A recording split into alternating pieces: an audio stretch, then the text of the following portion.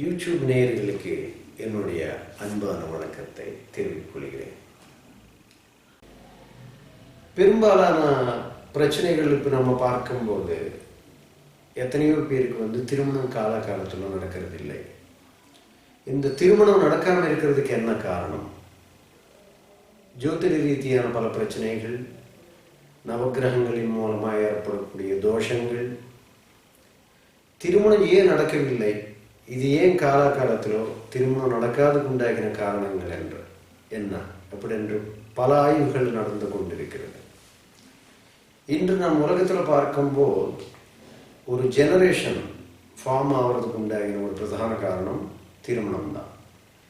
ஒரு பிறப்பு என்பது ஒரு வம்சாவளிக்கு தொடக்கம் இருந்தாலும் அந்த பிறப்பு நிகழ்த்தக்கூடிய ஒரு முக்கியமான நிகழ்வு என்பது திருமணம் தான். இது ஏன் திருமணம் காலகாலத்தில் நடக்கிறது இல்லை என்றதுக்கு பல காரணங்கள் உண்டு. அதாவது நவக்கிரகங்களில் ரொம்ப ஒரு ஸ்லோ பிளானட்னு சொல்லக்கூடிய சனி பகவான் அவங்களுடைய ஜாதகத்தில் 7ஆம் பாவத்துக்கு சம்பந்தப்படும் போது அவங்களுக்கு திருமணம் என்பது சீக்கிரம் நடக்கிறது இல்லை. சனி பகவான் மந்தனன் பேர் உண்டு. அதாவது அவர் ஒரு ராசி சுற்றி வர 2.5 வருஷங்கள் டைம் எடுப்பார். அப்படி 12 ராசி மண்டலம் சுற்றி வர அவருக்கு 30 வருஷங்கள் ஆகிறது.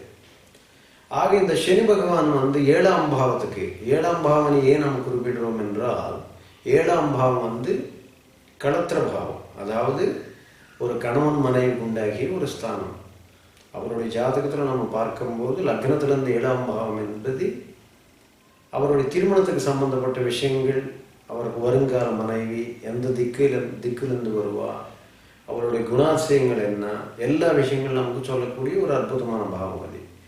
அந்த பாவத்தில் பாவகிரகங்கள் அமரும் போது, அல்லது அந்த 7ஆம் பாவம் பாவகிரகங்களோடு சம்பந்தப்படும் போது, அல்லது அந்த 7க்குடைய அதிபதி 6ஆம் பாவம், 8ஆம் பாவம், 12ஆம் பாவம், இது போன்ற பாவங்கள் அமரும் போது, அல்லது கெட்ட ஆதிபத்தியம் கொண்ட கிரகங்களோடு இணையும் போது அந்த திருமண வாழ்க்கை என்பது பாழாக்கப்படுகிறது. மட்டுமில்லாமல் ஞானகாரகனாகிய கேத்தோடு சம்பந்தப்படும் போது அவர் சன்னியாசி தோஷத்தை பெறுகிறான். அப்போ காலகாலத்தில் திருமணம் என்பது நடக்கிறது இல்லை.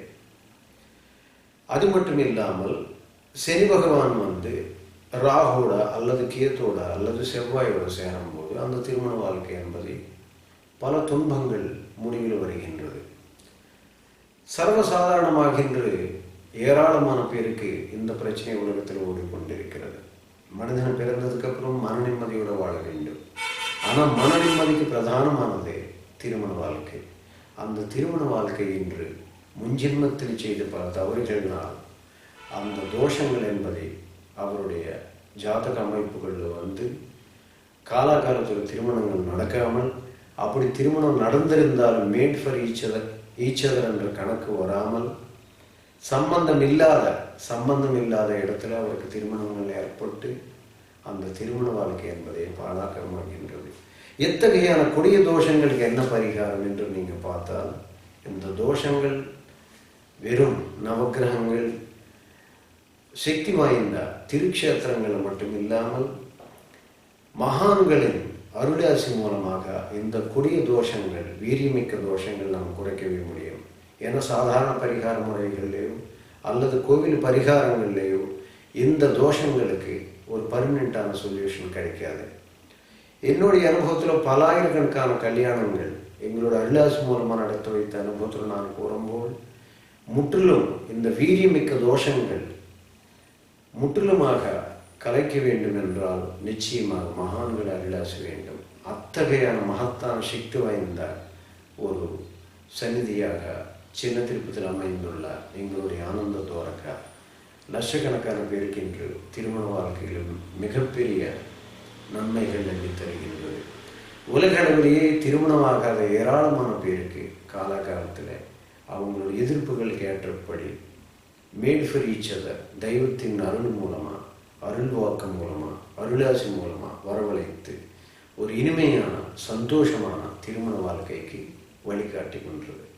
ஆக திருமணம் ஆகாதவர்கள், திருமண வாழ்க்கையில் நிம்மதி இல்லாதவர்கள், திருமணம் ஆயிருந்தும் திருமண வாழ்க்கை மிகப்பெரிய துன்பத்தில் நடக்கக்கூடிய சூழ்நிலையில் உள்ளவர்கள் சுவாமிஜி அணுகி சகல விதமான நன்மைகள் பெறுங்கள். நன்றி, வணக்கம்.